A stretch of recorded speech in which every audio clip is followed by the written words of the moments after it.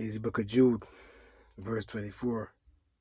No, unto him that is able to keep you from falling and to present you faultless before the presence of his glory with exceeding joy, to the only wise power, our Savior, be glory and majesty, dominion and power, both now and ever, so be it. Giving all praises, all honor, all glory to the Heavenly Father and his only begotten Son, Yahweh Bahasham, Yahweh Shai, Bahasham, Rachaha, Chodash. Double honor to my teachers, the apostles, the elders, and the bishops of Great Millstone, who watch over our souls. Shalom to the Yakim who abided are sincere and serious, doing the will of Yahweh, Bahasham, Yahweh Shai, Bahasham, Racha, Chodash. 2 Peter chapter 1, verse 1 and 2. To you all, stay strong and stay mighty. Some the brother, the disciple Koshab Banyamin from the branch here in Great Millstone, Barbados. I want to do this video here. I really wanted to do a response to the brother who in Los Angeles. The price of fame, right? The price of fame. What you gotta do to, get ahead in this world. I know our Lord hates this world. But we see here is a video. Right? YouTube short. Now the brother that comes out and listen, he always say this, right? So you can play this, Cause this is what you gonna do to get ahead in this world, huh? But listen to who's supposed to be, quote unquote, Jesus says, right? Which his Hebrew name is Yahweh Shai. Watch this. Bow and worship me, and I shall give you all the kingdoms of this world. What are you doing? What? What are you doing? I'm tempting you. With my own stuff? You know I made all this. But I didn't. Did you think I forgot? Like, I just wasn't omniscient for a second? Okay, you're kind of killing the vibe. I'm killing the vibe. Oh, excuse me. I'm sorry. Did I interrupt your 40-day fast while you were talking to your dad and interrupted your conversation? I'm sorry. Did I kill your vibe? Okay, I'm sensing some hostility here. Maybe you're just hangry. Maybe you should turn that stone into bread. Bread? Do you think I fasted for 40 days and 40 nights and fantasized about bread? You can't even think of Chick-fil-A? Be slow to speak and slow to anger. You got that slow part down. But maybe you should listen to the other part, Lucy. Okay, this is why you're the most beautiful angel and not the smartest one. Watch this. Bow and worship me, and I shall give you all the kingdoms of this world. What are you doing? What? Right. So you saw this little comedy skit here, but there's always a meaning behind movies, cartoons, etc. So, order to put it in a comedic form, you could see the message behind it. See, they came to Yahweh Shai and tempted Yahweh Shai. But Yahweh Shai knew that all things was already his. But he had a mission to accomplish. Right? So let me get another one here now. This one here. Blind luck, me and David. Yeah, this is the one here talking about now. This camera going about playing the yards. Right?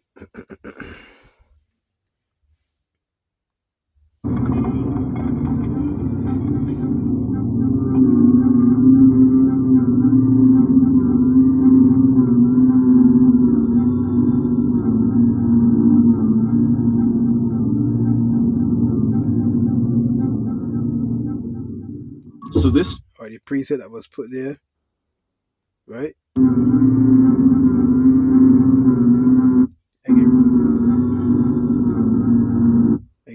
which is the book of Matthew, chapter, I don't know what it is, so 16, verse 26. For what is a man profited if he shall gain the whole world and lose his own soul? Or what shall a man give in exchange for his soul? There's nothing you can do. You can give in exchange for your soul, brother. Once you give it like that, once you sell your soul, brother, you go into the others, boy. So let me play a little bit of this here, man.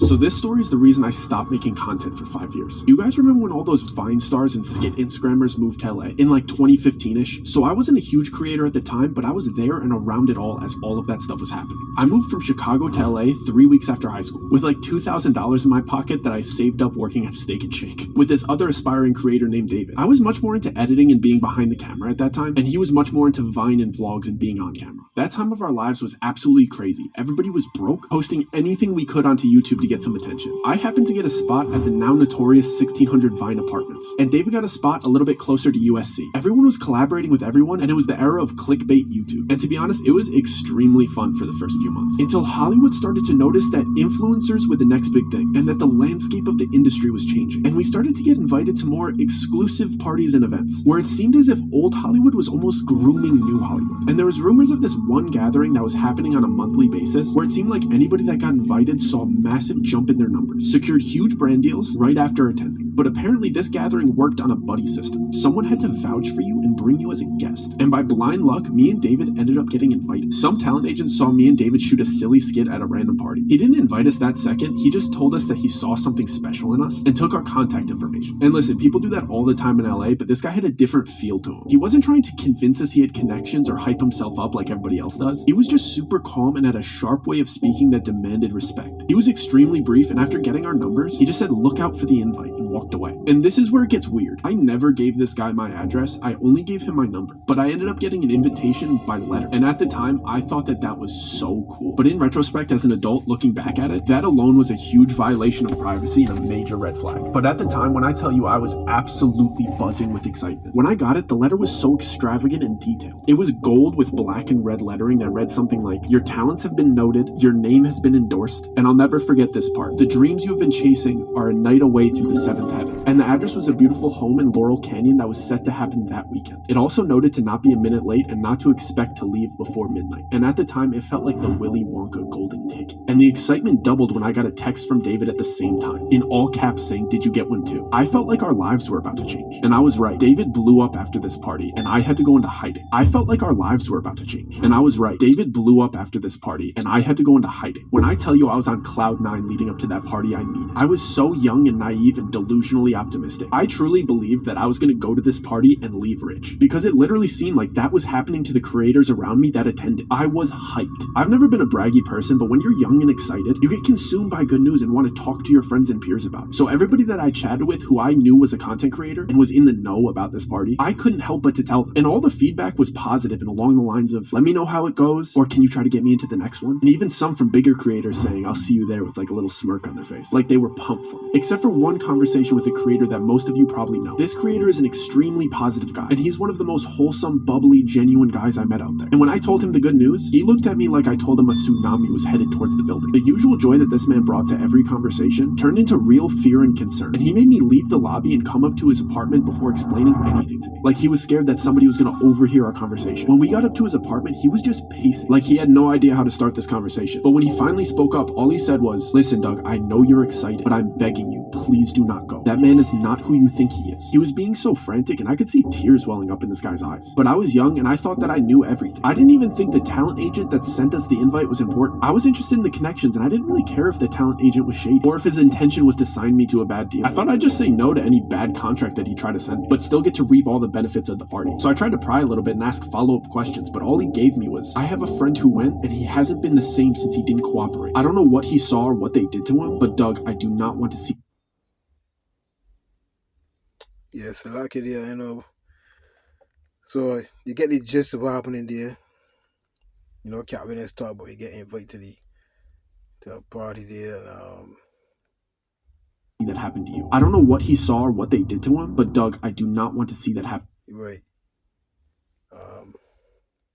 You get invited to the party, and they bring you on to the next level, but you gotta do X, Y, Z. He can say it, right? But a preset don't come to my mind there, right? Because he said his friend blew up, right? He said his friend blew up, right? So let me get Psalms. That's Psalms. Let me get Psalms. Just hold a minute, my brother. Psalm 73, I think.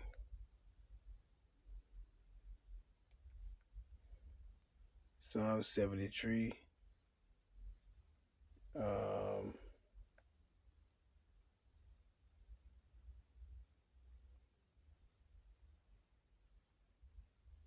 And 12. Behold, these are the ungodly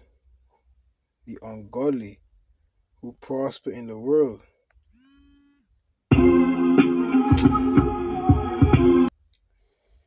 Yes, I like about that. So Psalm 73 and 12 again. Behold, these are the ungodly who prosper in the world. They increase in riches. Right, because remember his friend. He said his friend blew up. Is right? His friend blew up.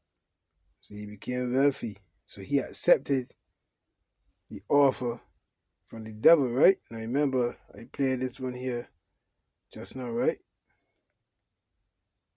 Watch this. Bow and worship me, and I shall give you all the kingdoms of this world. What are you doing?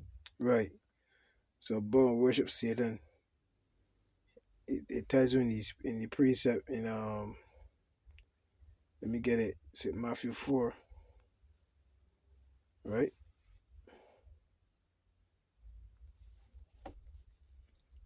It's in Matthew chapter 4 and verse the temptation of Yahweh Shai. So you could put your name there too, you see? So you just get straight to the point. It's in Matthew 4 and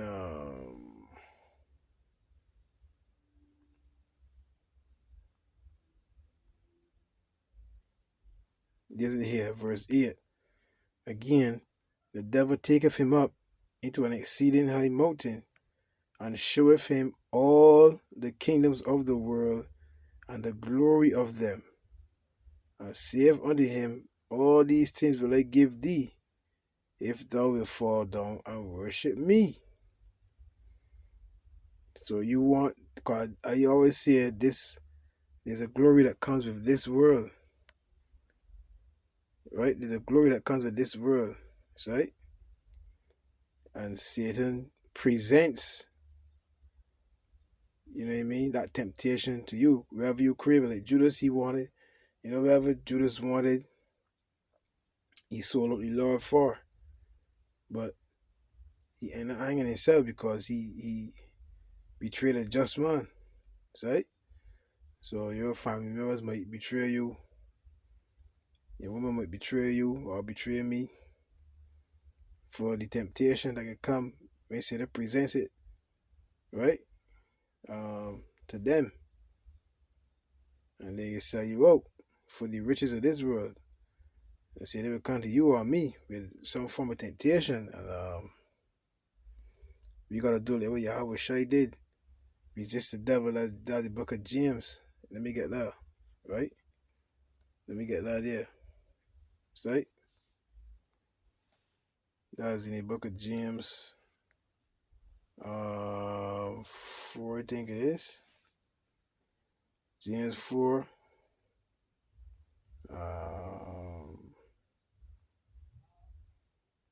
And 7. Submit yourselves therefore to the Most High. That what we supposed to do. Sub means under. Let me get the word submit here, man. You women don't want to submit to us, but we submit to Yahweh by Hashem Yahweh Shai, right? Because we're the Lord's woman, right?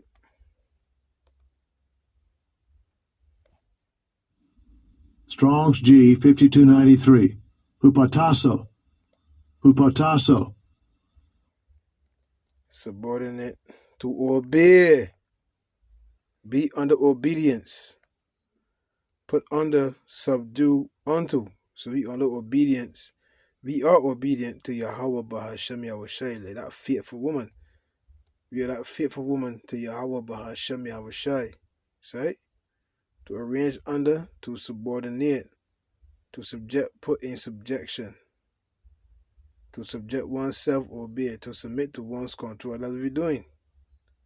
You see? So again, back to James. So like it, James.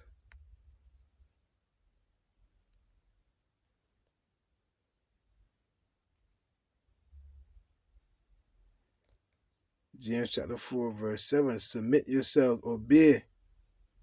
You see? Come under the obedience to the Most High. And that's what Yahweh Shai did. Resist the devil and he will flee from you. Right. So, but this video here, his friend didn't resist the devil. Let me play it a little bit here.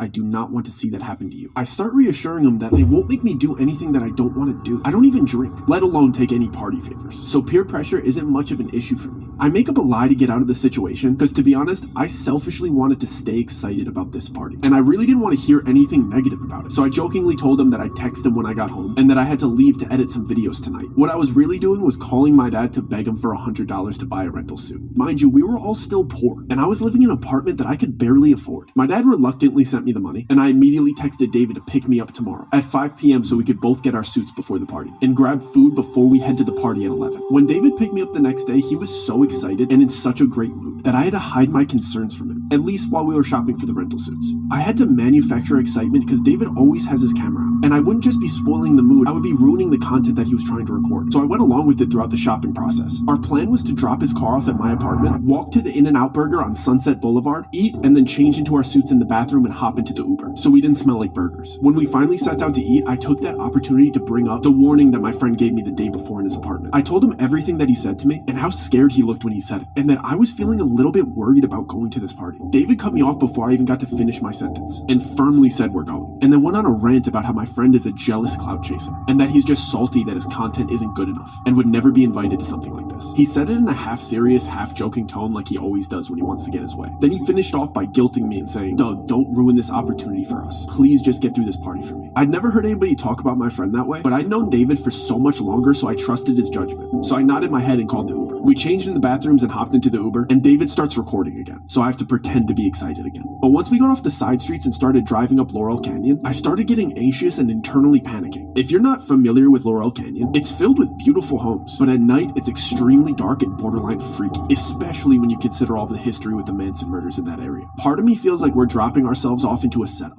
But once we arrive, all of my worries get washed away. We pull into the driveway and this house is beautiful and extravagant.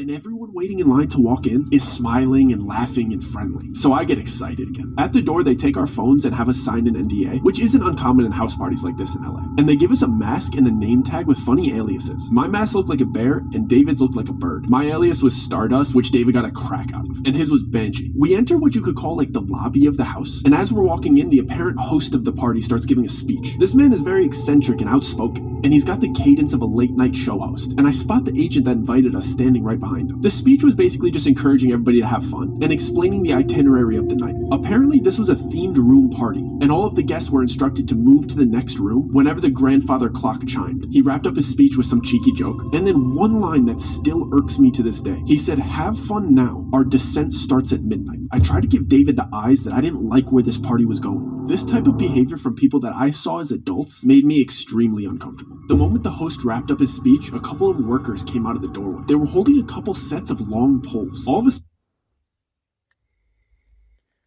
Yeah, so like he just going to the party and I basically know what they're gonna do to make the next step. sudden music started playing and everybody seemed like they knew what was going on. So I just went along with it. So I guess these parties start off with a big game of limbo. Seeing parties at Diddy, Diddy, TDGX.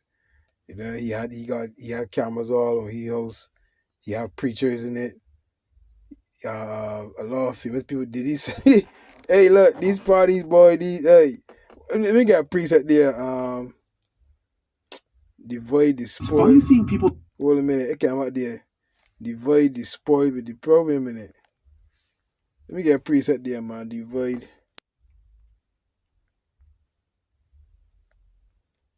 the spoil.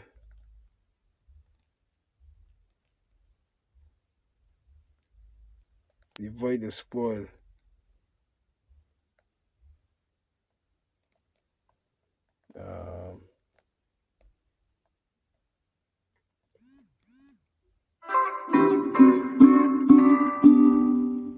Proverbs 16 and verse 20 and verse 19. Better it is to be of a humble spirit with the lowly than to divide the spoil with the proud.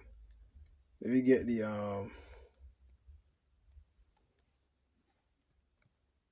NLT, man.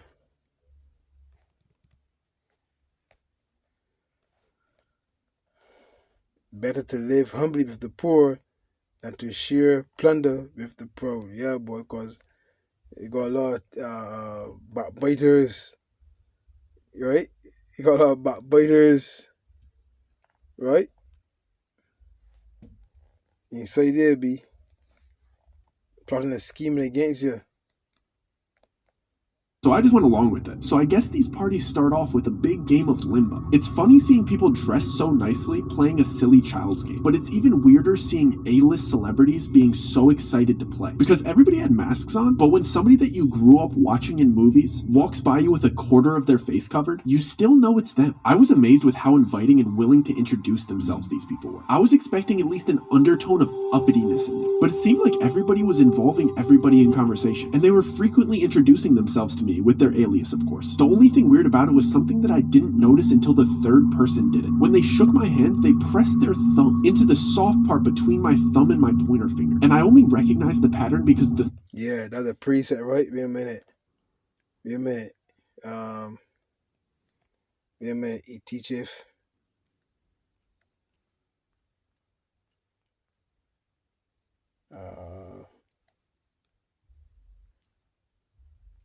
Teacheth with his what stream, man.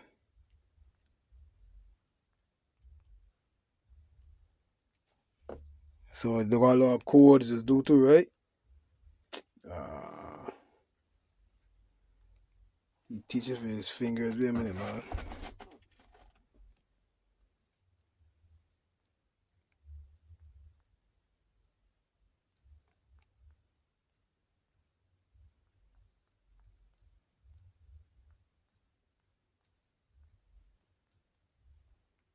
Proverbs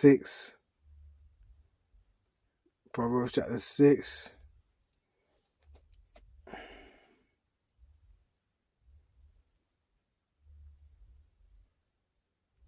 Verse 13.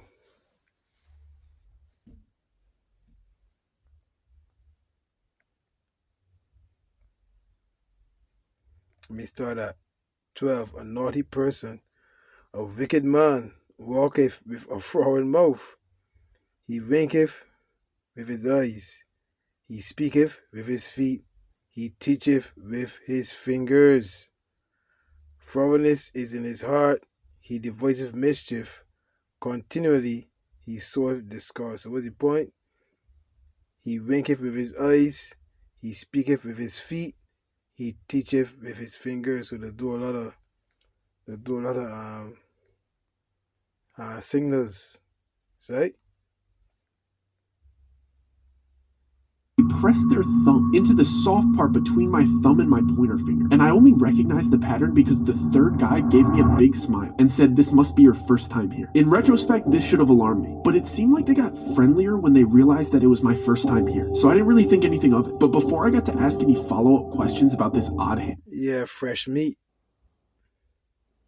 shape, the first grandfather clock chime went off, and everybody excitedly rushed into the second room. When I finally got in there, I was taken aback by the dramatic decor change. Everything in this room was different shades of blue. The music was romantic and all the furniture was cabana beds and love seats. I stood there for a second trying to realize what was different, but I couldn't put my finger on it until some girl walked by and caressed my shoulder in a really flirty manner. The decor changed, but the way everybody was acting was drastically different. Before, everybody seemed to be outgoing and inviting and friendly, but the second they stepped foot into this room, they became touchy, flirty, and suggestive. I was only 19 at the time, so this type of behavior from people that I saw as adults made me extremely uncomfortable. Especially when I saw that the cabana beds had curtains that you could close for privacy. And I realized that these people weren't just being suggestive, they meant it. I tried to give David the eyes that I didn't like where this party was going, but he seemed to be really enjoying the female attention, so I was on my own. I basically stayed in perpetual motion and walked laps until the next chime went off, so I didn't have to sit next to anybody for too long and let them get too comfortable. The clock finally went off and everybody rushed to the next room immediately. The weirdest part was the people that were in the private sections didn't even bother redressing except for the mask. I was in no rush to get to the next room, but I could see into it over the crowd of everybody's head. The walls were bright orange, but the smells that were wafting in from that room were amazing. And when I finally got in there, it was like the Hogwarts feast. It was table after table of the most delicious spreads I've ever seen. There was full tables for seafood, full tables for meats,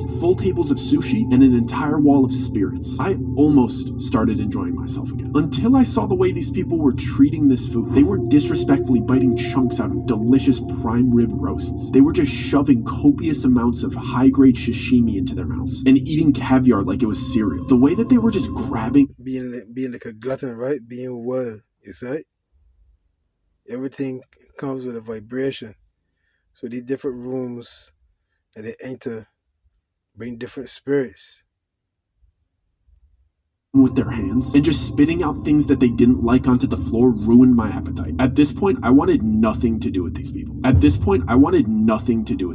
So I went up to the only familiar face in the room. The agent that invited me was the only other person not eating. So I approached him and lifted up my mask so he'd recognize me, considering we'd only met one time. Before I even got out my greeting or got my mask halfway off my face, he abruptly pressed my mask back into place and sharply said, "Mask stay on till the 6th room." He did it in a way that seemed like I was embarrassing him for not knowing the rules. So to ease the tension, I jokingly replied, "So we're only halfway there, huh?" He didn't laugh or make eye contact. He just dismissively replied, "I encourage you to engage in the festivities. A slow drip is better than a flood." He started to walk towards the door as the clock chimed for the next room, like he knew it was about to go off. I didn't like that interaction at all. He's the one that invited me here, and he seemed to have no interest in talking to me. I just kept going over what he said the entire time while we were in the next room. This room was yellow and basically just a casino. I wanted to talk to David privately and let him know that I wanted to leave, but he seemed to just be caught up in the momentum of the party. Plus, there was a roulette table in the room, and David's freakishly good at roulette. So at this point, the winning streak that he's building is the center point of the party. I can't fully focus on what the agent said to me because I have to pretend to be excited about David's winning streak in a fake casino where you're not actually winning money. And like clockwork, the chime goes off. The entire party starts rushing to the next room again, and the vibe changes dramatically. I'm the last person to walk into the bright red room. This room didn't seem to have a specific activity like the others. It was just empty and bright red, and everybody was whispering to each other. For a split second, I thought it might be a big game of telephone or something silly like that, but as I started walking through and brushing shoulders with these people and hearing what they were saying to each other, I started questioning everything. The same people that I saw laughing and celebrating and eating together were whispering the most heinous, offensive comments directly to each other. I mean things that you wouldn't even say behind your friend's back, they were saying it to their face. I'm talking friendship-ending secrets and personal opinions about each other laced with envy and jealousy. I hurried to a quiet corner because I was sick of hearing everybody's dirty laundry after walking around for a minute and a half. And it all clicked. I knew exactly what this party was. I see the host ask the first person in line a question before having them repeat something that he said. When I tell you I am done with this party, I'm absolutely not doing that. All the dots start connecting in my head while everybody's being horrible to each other around me. I'm trying to recap the whole night and remember the order of each room to solidify my suspicions, but the chime for the next room goes off. This time, everybody gets eerily quiet and calm, like they got all of their venom out. The host of the party announces for all of the newcomers to come to the front. All of the attendees form a single file line in front of the next room's door. There's about 10 other newcomers in front of me and David, and the agent that invited us is standing to the left of the door, and the host of the party is standing to the right. The host has a pile of books on the table next to him. I see the host ask the first person in line a question, and then grab a book based on his answer. He would present the book to the person and place a diamond-shaped metal symbol on top of it, before having them repeat something that he said. Then he'd take their mask off and let them enter the next room. I couldn't make out exactly what he was doing until there was only 2 people ahead of me in line. The books were Bibles, Qurans, Torahs, and so on. He would ask the person, "And which one is yours?" Whichever they chose, he'd grab it and place the metal symbol on top of it. He'd have you put your hand on top of the metal symbol and then repeat, "I am my own God, I bow to nobody but myself." When I tell you I am done with this party, and I whip my head around and I tell David I am absolutely not doing that. David whispered back in a joking tone like he always does, "Dude, it's just a party, who cares? I'll see you in the next room." And he skipped me in line to show me that he'd do it first to make me feel more comfortable. He went through with it and giggled his way into the next room. It was my turn, so I tried to play it cool and whisper to the host, "Do you mind if I skip this part? It's making me a little bit uncomfortable." I am my own God. That way then, so you see what you had to do. You had to denounce the Heavenly Father and call yourself a God, so to speak. You see?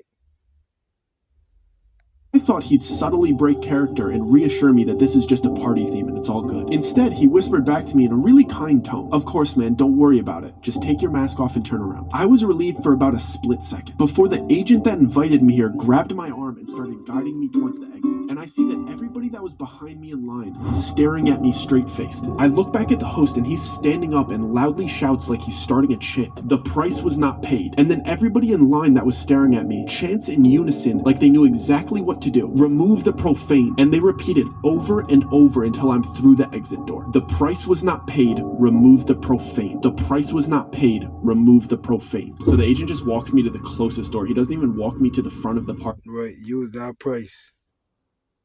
See?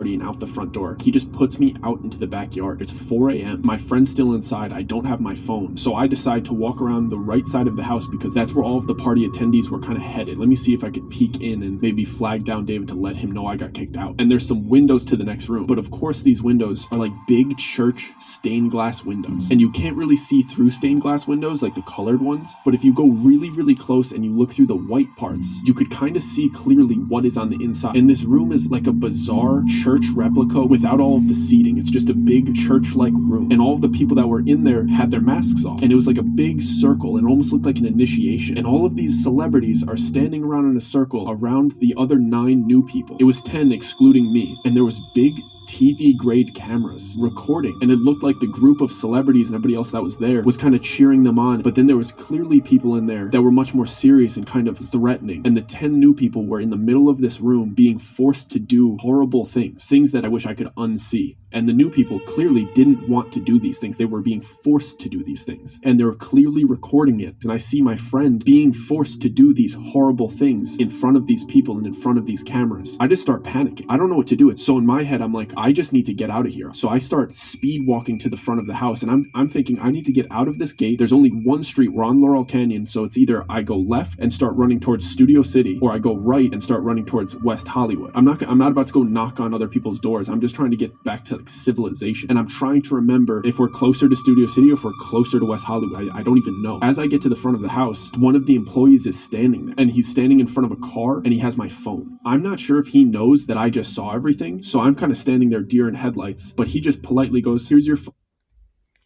You could watch the rest if you want. So I can end it. I can end it with this preset. Right? So you heard he said the things that, he wanted to unsee. He said that he can't really say, is that Professor Overly? You know what I mean?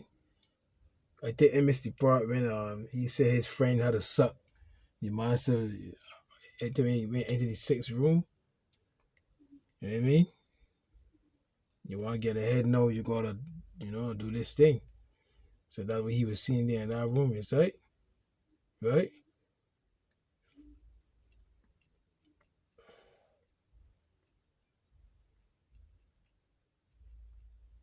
So yeah, those people bow to see it in. See? The elect will not bow to Satan, the spiritual demon Satan, and his counterpart Esau Edom. They will not bow the knee to the image of Baal, Romans 11. Matthew 16:26. For what is a man profited if he shall gain the whole world and lose his own soul? Or what shall a man give in exchange for his soul? So what is a man profited, man? What will you get? You gain this whole world. And the scripture say this world passeth away. What you gain, brother? And losing your own soul, losing your spirit, the things you gotta do, you're being controlled, brother. New Living Translation says Matthew 16:26. And what do you benefit if you gain the whole world but lose your own soul? Is anything worth more than your soul? Exactly. See? But there are a lot of soulless people over there. Is right? That love this current world. They will bow to Satan. Is right? But when Yahweh Shai was, let me go back to this last video again. When Yahweh Shai was tempted, he knew all these things is money ready, brother. All these things is money, big man. So what you telling me, with? Right? Let me prove that, right? Let me prove that. And that's in the Apocrypha, right? That's in the Apocrypha. The thing is short, man.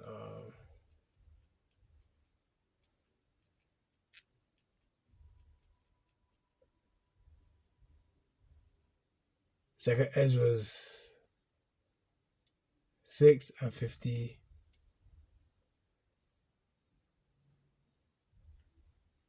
Let me start at 54. And after these, Adam also, whom thou madest Lord of all the creatures, of him come we all, and the people also whom thou hast chosen. All this have I spoken before thee, O Lord, because thou madest the world for our sakes. And the scripture says what? We can be joint heirs, right? Joint heirs. The Lord said, wherever we lose on this side, we're going to get double in the kingdom. Romans 8:17, and if children, then heirs, heirs of the Most High, and joint heirs with Hamashiach, it so be that we suffer with him, that we may be also glorified together. And the Lord said, fear not, little flock, for it is your Father's good pleasure to give you the kingdom. Is right? So the world is ours. We just got to go through this period. You know what I mean? This final lesson. But Satan will come with that temptation, especially when that Quran will get mandated. Ooh, boy. Yeah, boy. He will come with that temptation, boy. That's right. Watch this. Bow and worship me, and I shall give you all the kingdoms of this world. What are you doing? What? What are you doing? I'm tempting you. With my own stuff? You know I made all this. But I didn't. Did you think I forgot? And the elect was with Yahweh Shai when they created the earth. Right? You know what I mean? Yeah, B. It's right. So Satan can come, boy, but we just go, hey, Yahweh, see, we gotta rebuke Satan like how Yahweh Shai did. Like, I just wasn't omniscient for a second?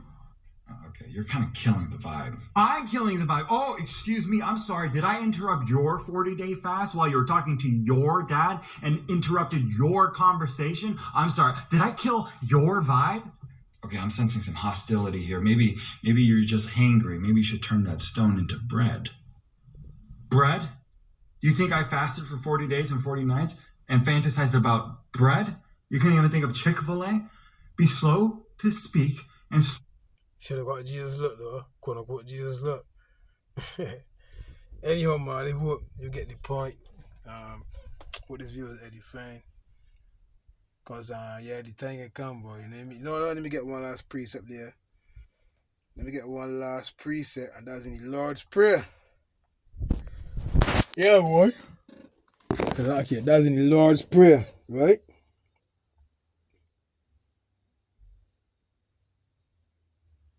That's in the Lord's Prayer, and it says,